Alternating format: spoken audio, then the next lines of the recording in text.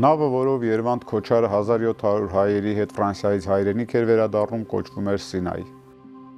Հետագայում այդ նավին պիտի անվանեին Տիտանիկ 2, որովհետև այդ 1700 հայերից մի մասը գնդակահարվեց եւ կամ աքսորվեց Սիբիր։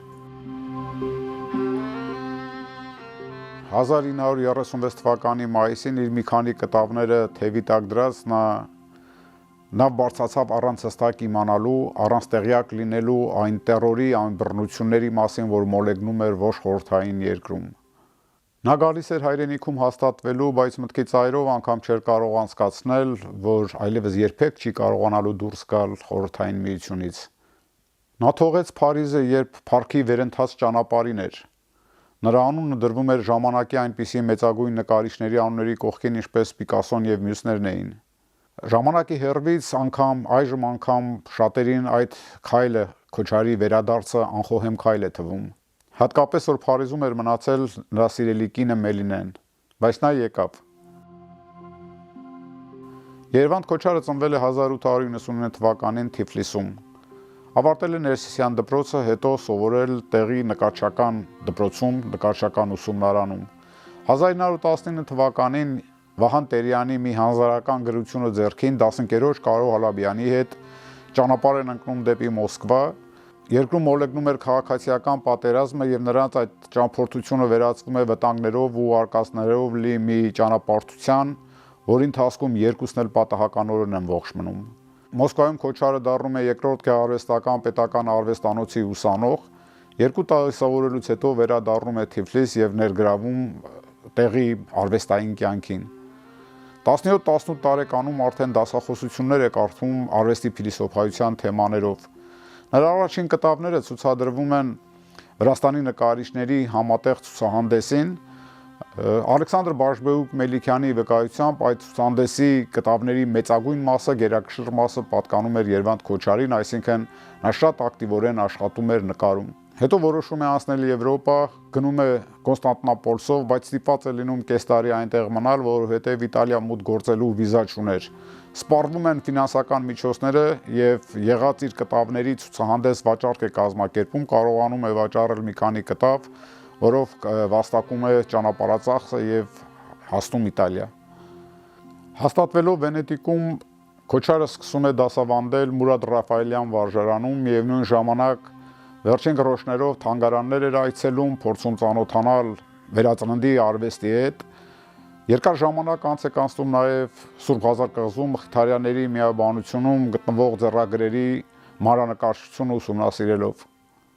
Այստեղ Քոչարը կերտում է Վենետիկի կարդինալի Գյուրեղյան Աբբահոր եւ Ավետիք Իսահակյանի դիմաքանդակները։ Բանաստեղծի որդու Վիգեն Իսահակյանի վկայությամբ Քոչարը կարող էր նկարելով ու քանդակելով կարդինալների, բարձրաստիճան հոգևորականների մեծ կարողություն կարող էր դիզել։ Ինքը Քոչարն էլ խոստովանում է քրոջը Ժենիային գրած մի նամակում, որ իր ցուցահանդեսին ներկա է եղել ողջ Իտալիայի գլխավոր ճարտարապետը եւ այնքան գովեստներ շռայլել, որ ինքը Իտալիայում մեծ համբավ է ձեռք բերել, սակայն այդ արվեստը համարում է մեռելածին եւ իր բառերով ասած որոշում է հեռանալ, որպիսի ժամանակակից արվեստի հետ առնչվի, իր բառերով ասած Թովմաս Առաքյալի պես ձեռքը դնի ժամանակակից արվեստի զարկերակի վրա։ Շատ չանցած Քոչարն արդեն Փարիզում էր։ Մեկ ամիս անց Արշակ Չոպանյանի նախաձեռնությամբ կազմակերպվում է Քոչարի առաջին անհատական ցուցահանդեսը Փարիզում, եւ ցուցահանդեսը կտավները արժանանում են նշանավոր մարդկանց գովեստներին, բայց Քոչարի համար ավելի կարևոր էր Ֆրանսիայի երկու նշանավոր նկարիչների Էդգար Շահինի եւ Հակոբ Գյուրջյանի դրվատանքի խոսքերը։ Այսքանով հանդերձ ֆրանսերենին չտիրապետող Քոչարի համար շատ դժվար էր հաց վաստակել, լինել էլիտայում արվեստի։ Նույն Վիգեն Իսահակյանի մի նամակի համաձայն Քոչարի անգամ կոշիկներն էին աղքատությունից լաց լինում։ Սակայն նկարիչը կամաց հարթում էր իր փառքի ուղին։ Փարիզում ապրած 13 տարիների ընթացքում Քոչարը 5 անհատական ցուցահանդես ունեցավ, ճաշված համատեղ ցուցահանդեսները նշանավոր նկարիչների, Պիկասոյի, Դելոնեի եւ մյուսների հետ։ Ավետիք Իսահակյանը Վենետիկից մի նամակ է հղում իր երիտասարդ բարեկամին, որում գրում է. Սիրելի Երվանդ, անհուն կերպով ուրախացել ենք, որ այդ փարիզյան քաոսի մեջ աստղի պես երևացել ես։ Պարծանք է մեզ համար, ազգային պարծանք։ Քոչարի կտավներն սկսեց գնել Լաֆորտե մոդեռն ամսագրի եւ նույնանուն պատկերասրահի տնօրեն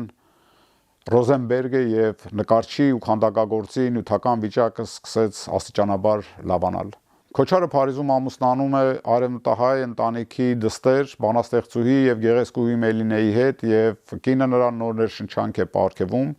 եւ այդ ներշնչանքի շնորհիվ Քոչարի արվեստը Փարիզում նոր վերընթաց է գրանցում։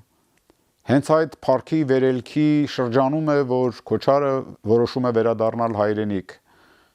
Այստեղ հարկ է ասել, որ Մելինեն երկար տարի ամուսնուն զուր սպասելուց հետո հուսահատ ինքնասպան է լինում։ Երևանում հայտնվելուց մեկ տարի անց Քոչարին սկսեցին մեղադրել ֆորմալիզմի մեջ։ Դրա առիթը նրա կերտած Մաքսիմ Գորկու դիմաքանդակն էր։ Իսկ ֆորմալիզմն այդ տարիներին հավասարազոր էր հայրենիքի դավաճան լինելուն։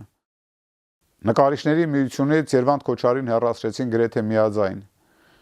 Միայն մեկ մարդ, Փանոս Թերլեմեզյանն էր, որ ձեռնպահ էր քվեարկել։ Դրան հաջորդեց Քոչարի բանտարկությունը։ Ստեղծագործական ոչ մի սահմանափակում չճանաչող արվեստագետը հայտնվեց բանտում։ Քոչարին մեղադրում էին մի քանի երկրի օգտին, հատկապես Ֆրանսիայի օգտին լրտեսության համար։ Քոչարին բանտից ազատում են միայն Անաստաս Միկոյանի միջնորդությամբ։ Քույրը Ժենյան հասնում է Մոսկվա, կարողանում հանդիպել այդ ժամանակ արդեն Մոսկվայի գլխավոր ճարտարապետ Կարո Հալաբյանին, այսինքն Քոչարի մանկության ընկերոջը, հիշում եք, հաղորդման սկզբում ասացի, որ միասին էին մեկնել Մոսկվա արկածներով ու վտանգներով լի ճամփորդության,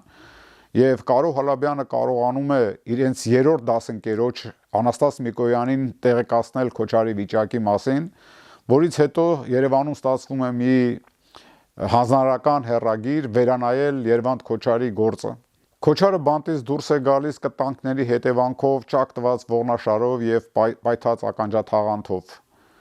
Վերջերս միտեղ կարդացի, որ Քոչարը հաճախ էր նարդի թե շախմատ խաղում մի հասարակ մարդու հետ եւ երբ ընկերները, ծանոթները, բարեկամները հարցնում են, թե ով է այդ մարդը, նա պատասխանում է, որ բանտում իրեն ծեծողներից էր, հապա ինչու ես հետո այդքան երկար զրուցում, խաղում։ Քոչարը պատասխանում է, որ ի տարբերություն մյուսների նա ավելի կամաց էր խփում։ Թեև ազատեցին բանտից, բայց արեցին ամեն ինչ, որպեսզի նրա ստեղծագործ միտքն ու ոգին պահեն կապանքների մեջ։ Նա կնոջ, Մանիկի եւ երկու զավակների հետ ապրում եւ ստեղծագործում էր ընդամենը 40 քառակուսի մետր տարածքի վրա, այդքան էր նրանց բնակարանի չափերը։ 30 տարի եւ ավելի նա ոչ մի անհատական ցուցահանդես չունեցավ ոչ հայրենիքում, ոչ էլ նրա սահմաններից դուրս։ Իսկ Փարիզում դեռ հիշում էին Քոչարին ու գնահատում։ 50-ական թվականներին հետաքրքրությունը նրա արվեստի նկատմամբ էլ ավելի բորբոքվեց։ Իսկական արվեստ անընդհատ վերագնահատող Փարիզը փորձում էր Քոչարին իր գիրկը վերադարձնել։ Մի շարք նշանավոր արվեստագետներ, նկարիչներ ու արվեստաբաններ փորձում են կազմակերպել Քոչարի անհատական ցուցահանդեսը Փարիզում։ Հայտնի պետիցիայով նրանք հայտարարում են, որ Քոչարը համարվում է իրենց երկրի փառքը։ Մաքսիմելիան Գոթիեն սովետական Հայաստանի իշխանություններին հղված նամակում գրում է. Իմ սերնդի ոչ մի արվեստագետ եւ արվեստաբան չի մոռացել ձեր հայրենակից Քոչարին։ Նա երկու համաշխարհային պատերազմների միջև ընկած շրջանում Փարիզյան դպրոցում մեծ համբավ թողեց։ Բոլորի եւ անձնապես իմ անունից խնդրում եմ աջակցել Փարիզում նրա այն աշխատանքների ցուցադրության կազմակերպմանը, որոնք ստեղծվել են ԽՍՀՄ-ում ապրելու տարիներին։ Լիովին հավանական է, որ կազմակերպվող ցուցահանդեսը մեծ արձագանք կունենա իր ազդեցությունը թողնելով համաշխարհային արվեստի հետագա ընթացքի վրա։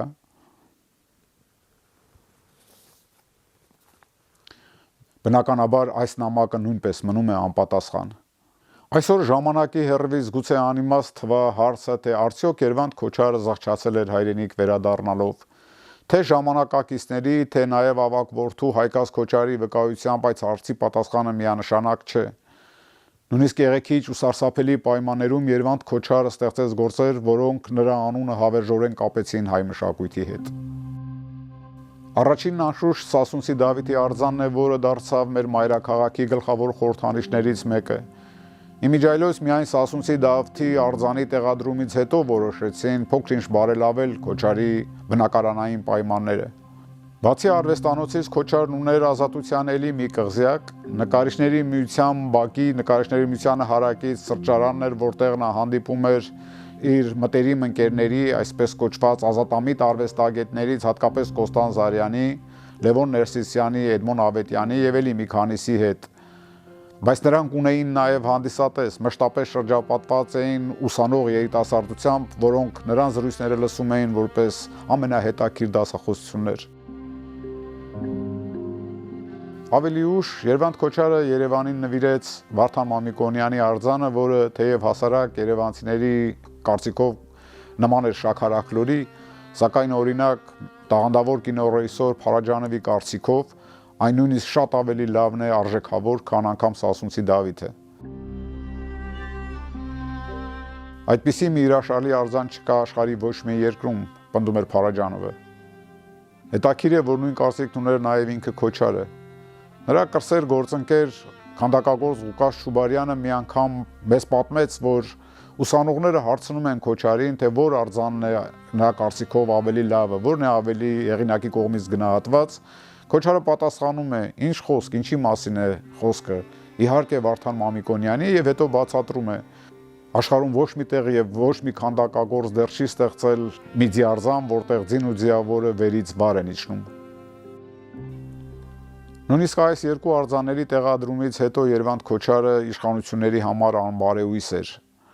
Դեռևս նրան թույլ չէին տալիս երկրից դուրս գալ։ 1971 թվականին Փարիզում կազմակերպում է մի հայ մշակույթին նվիրված մի աննախադեպ միջոցառում, ցուցահանդես, որը կրում էր Ուրարտուից մինչև մեր օրերը վերտառությունը։ Այնտեղ պիտի ցուցադրվեր նաև Քոչարի պատերազմի առհավիրքը ստեղծագործությունը։ Պատում են, որ կտավը արդեն հանվել էր շրջանակներից, գլանաձև պարուրվել, պատրաստում էին արդեն տանել Փարիզ, բայց վերջին պահին դա եւս բեկանվում է։ Այստեղ հանուն արդարության ասենք, որ այս դեպքում արդեն ոչ թե իշխանությունների արգելքն է գործում, այլ ցուցահանդեսի հայաստանյան ներկայացուցիչների, նկարիչների նախանձ վճարակամությունը։ 1976 թվականին Երվանդ Քոչարին շնորհվում է ՍՍՄ ժողովրդական նկարչի կոչում։ Պատում են, որ արվեստագետը այս լուրն ընդունում է կատարյալ անտարբերությամբ։ Ձեր եւ հիվանդ նկարիչ արդեն հոգնել էր ամեն ինչից։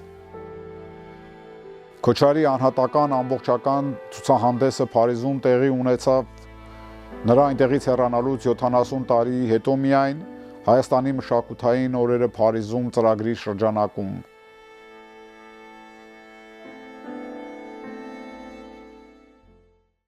Իսկական արվեստը երբեք չի հնանում, իսկ Քոչարի պարագայում ցավալիորեն ինչ-որ բան արդեն ուշացել էր։ Գեղանկարչությունը մտավոր process է։ Եթե խորանանք ճանաչված գեղանկարիչների ստեղծագործությունների մեջ, ապա անմիջապես նկատելի է դառնում աչքի եւ վրձինի մտքով զինելու նրանց ցանկությունը։ Գեղանկարչի համար շատ կարեւոր է գոնե մի քիչ մարգարե լինել, այսօրվա մեջ տեսնել վաղը, թեև նկարչի ստեղծագործության մեջ գլխավորն այն է, թե ինչ են ստեղծում ու մեծարայում, ինչին է խոնարհվում։